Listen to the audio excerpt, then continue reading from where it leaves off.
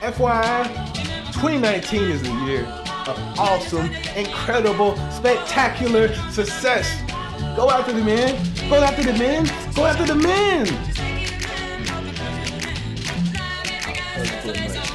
Hey, I'm excited.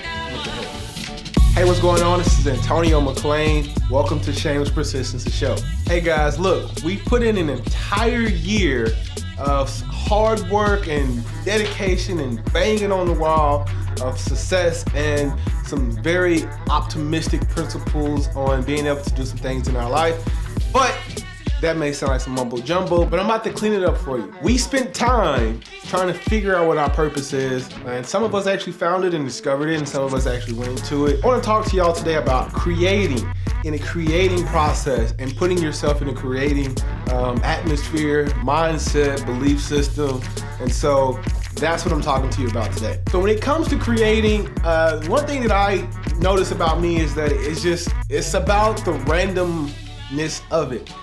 For me, when I create on like the most randomest platform I can possibly do it on. I don't know if it's by virtue, I don't know if it's by design, but I am definitely a random creator. And you are random, you depend on that randomness to actually kick in, and sometimes it may kick in. It may take a week or two or whatever. So you have to put some things in place and organize your creativity. So I want to give you a few things that can help you start kind of organizing your creativity. One, write ideas down if they come to you. So like throughout the day, if you're doing something's going on and something kind of comes to you, I literally, this is what I do. I have like this little note thing on my phone, and I go to it and today's notes. And so I come up with, when something comes to my mind, I'm like, man, I take a little second and I kind of venture off to the side and I type it up, put it in there. And that's the way that I can organize some of those creative thoughts that come to me. And so that's something I recommend. Two, surround yourself with people that encourage creativity, because sometimes you get around those Debbie Downers, as my wife calls them, and they kind of suck the energy out of you. And so you kind of put yourself in an environment that actually encourages creativity. For me and what I'm into, my niche is marketing, video production, photography, and so production in general, advertising and things like that. So my mind is always reading articles and stuff like that. I have a pretty cool network of people that I can kind of bounce ideas off of that kind of are in my niche, and they don't necessarily shoot it down because they kind of understand the process of doing it. And so they bounce things off me, I bounce things off of them. And it works. It's a pretty cool thing. And so get some people, kind of put yourself in an environment. Maybe it's on social media. There's thousands of groups that you can join nowadays that can kind of help. And I'm a part of a few groups on social media myself.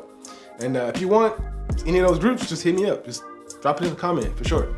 3, and the third thing is, I like really consulting God. Like, no original idea comes from us. Like, when you grasp this concept that you don't necessarily come up with the ideas, they kind of fall in your lap.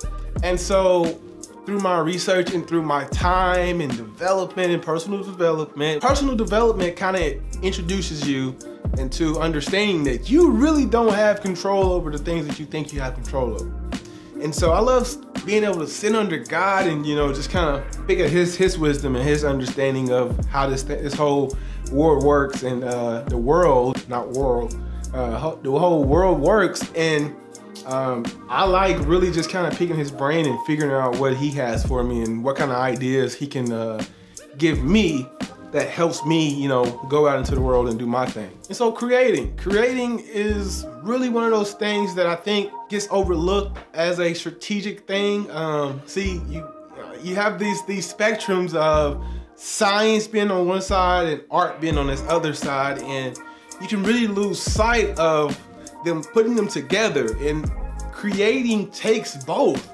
Share these videos. It helps the pages. It helps to get noticed. It helps the message, spread the world. And of course, we're about entrepreneurship and inspiring people and encouraging people here. And so, please, guys, share, comment, like, subscribe, follow, the whole shebang. Just take the time to do it. It takes a few minutes, and I promise you, we will not be annoying unless you make it annoying. But that's all I got to say. Shameless Persistence is not a show, it is a movement. And I inspire and encourage you guys to be about your business. Man, I think it goes something like that. I don't know, heck, I've been gone too long.